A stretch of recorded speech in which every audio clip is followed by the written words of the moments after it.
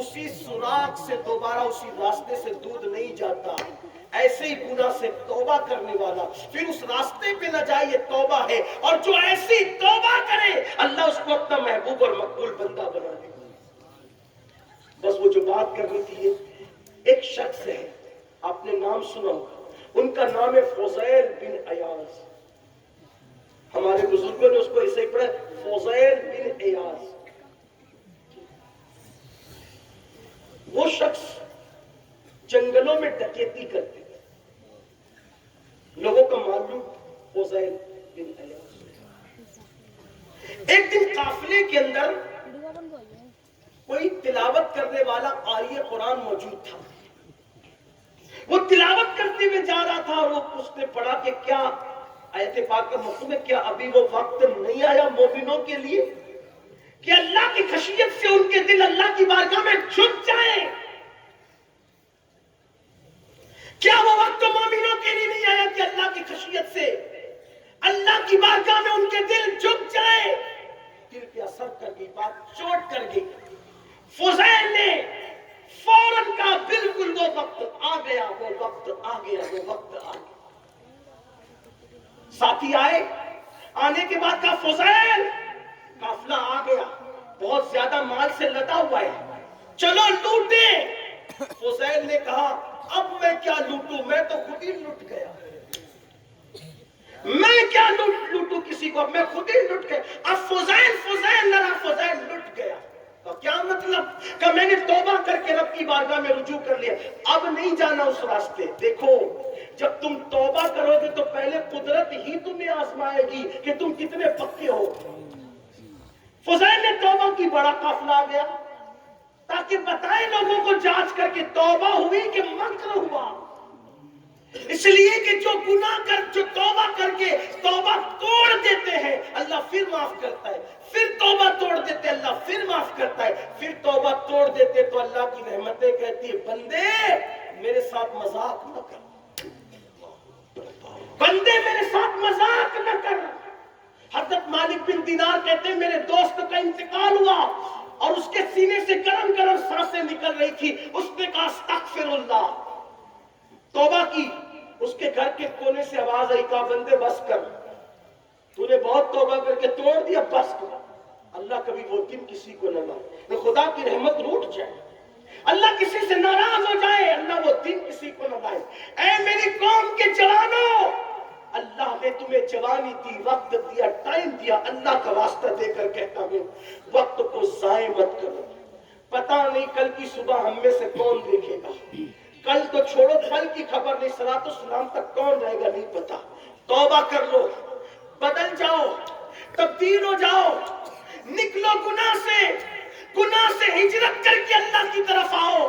ہاں میرا اللہ وہ ہے، حدیث قدسی ہے، میرے اللہ نے فرمایا جو میری طرف چل کے آتا ہے میری رحمت اس کی طرف دوڑ کر جاتی ہے. سبحان اللہ.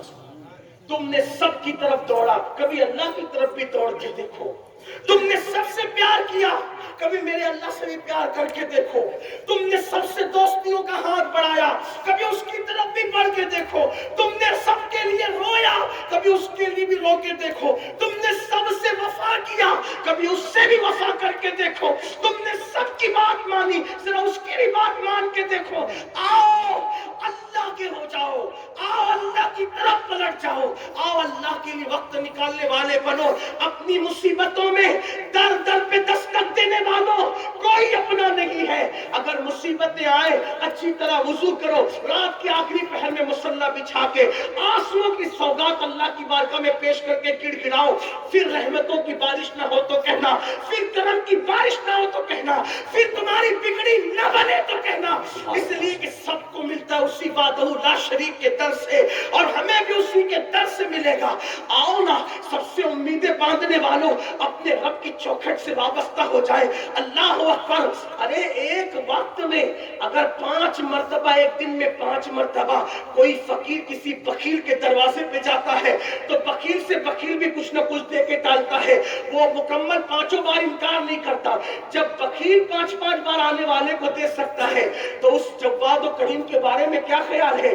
ایک دن میں 5 بار اس کے دروازے پہ دستک دو گے تو وہ کیوں نہ عطا کرے گا، جبکہ اس کا وعدہ ہے ادعونی استجب لکم، مجھ سے مانگو میں ضرور عطا کروں گا. وہ کہتا ہے ان اللہ لا یخلف المیعاد، اللہ اپنے وعدے کا خلاف نہیں کرتا.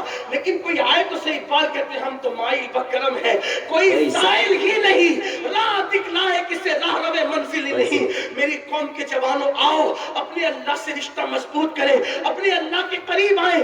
اس کا وعدہ ہے جو میری طرف چل کر آتا ہے میری رحمتیں اس کی طرف دوڑ کے جاتی ہے. امتحان لیا اللہ نے. ادھر فضیل نے توبہ کی، ادھر قافلہ آیا، فضیل چلو لوٹو. فضیل نے کہا ہم تو خود لوٹ گئے، کیا کسی کو لوٹے، توبہ کر لی میں نے، اب نہیں لوٹوں گا کسی کو. ساتھیوں نے کہا جب ڈکیتی میں آپ ہمارے سردار تھے، ڈکیتی میں سردار تھے، توبہ میں بھی سردار بنی، ہم توبہ کرتے. توبہ کر لی گئی. میر عبد الواحد بن گرامی رحمت اللہ علیہ لکھتے ہیں توبہ کرنے کے بعد چونکہ کچھ لوگ توبہ میں بھی چیٹنگ کرتے ہیں، مطلب کسی کا مال ہڑپ کر لیں گے لاکھوں کروڑوں روپیہ، پھر کہیں گے نہیں حج کر کے اب توبہ کر لی. یہ کون سی توبہ ہے؟ پیسے ہڑپ کیے تو وہ واپس بھی تو کرنے پڑے. اگر پتہ ہے نا تو واپس، ایسے نہیں کہ آپ جو وہ پیسے ہڑپ کر کے پھر کہیں ہم توبہ کر لیے. نہیں، اگر ہڑپ کیے تو واپس کرنے پڑے.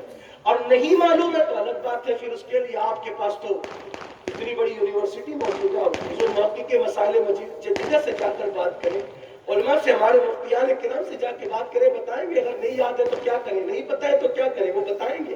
میں کوئی مفتی بھی نہیں، کوئی صاحب فتویٰ بھی نہیں، فقیر آدمی ہوں، آپ کی گلی میں صدا لگانے آ گیا ہوں کہ چلو اللہ کی طرف رجوع کر. بس اتنی سی بات ہے اور کچھ نہیں.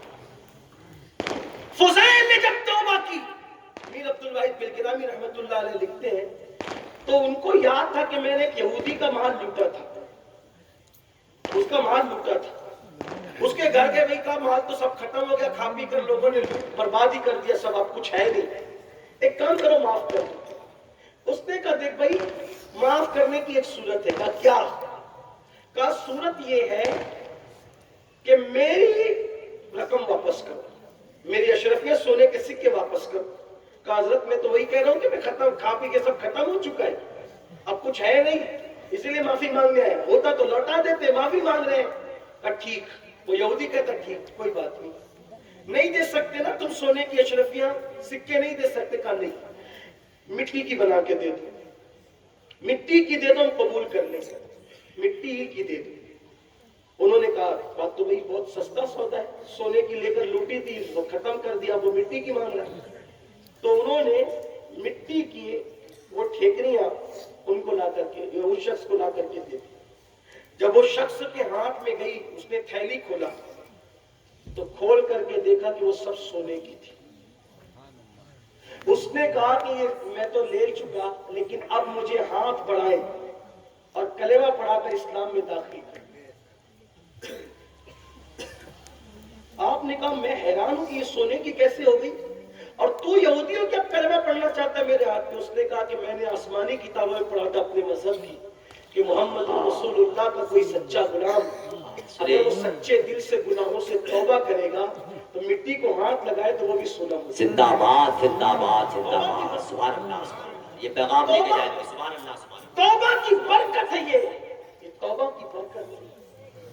آج ہم توبہ کی طرف اس طرح نہیں جا رہے، لیکن ٹھیک ہے چلے اتنے بڑے منزل کی توبہ ہم نہیں کر سکتے، کم سے کم مٹی سونا نہ بنے، ہم ہی سونا بن جائے، ہم ہی قیمتی بن جائے، ہم ہی اپنے آپ کو بدل دیں، ایسی توبہ کر لیں. اللہ سے دعا ہے کہ اللہ تعالیٰ مجھے آپ سب کو سچی توبہ کی توفیق عطا فرمائے. ہمیں اللہ بدل دے، ہماری نسلوں کو بدل دے، ہماری زندگی میں انقلاب برپا کر دے.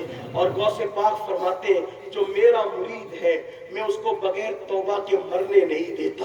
میرے مریدوں کو توبہ کے بعد موت آتی ہے. غوث پاک سے اپنی نسبتیں مضبوط کریں، اولیاء اللہ سے اپنی نسبتیں مضبوط کریں. اللہ سے دعا ہے گفتگو کے درمیان اگر کوئی غلطی ہو گئی ہو، میری زبان سے کوئی غیر شرعی جملہ نکل گیا ہو، اللہ مجھے معاف کرے. استغفر اللہ ربی من کل ذنب واتوب الیہ. ابھی صلاۃ السلام ہوگا، دعا ہوگی، اور خاص طور پہ جو مبارک پور اور اطراف میں جو وبا پھیلی ہوئی ہے اس کے لیے وہ خاص دعا کریں گے.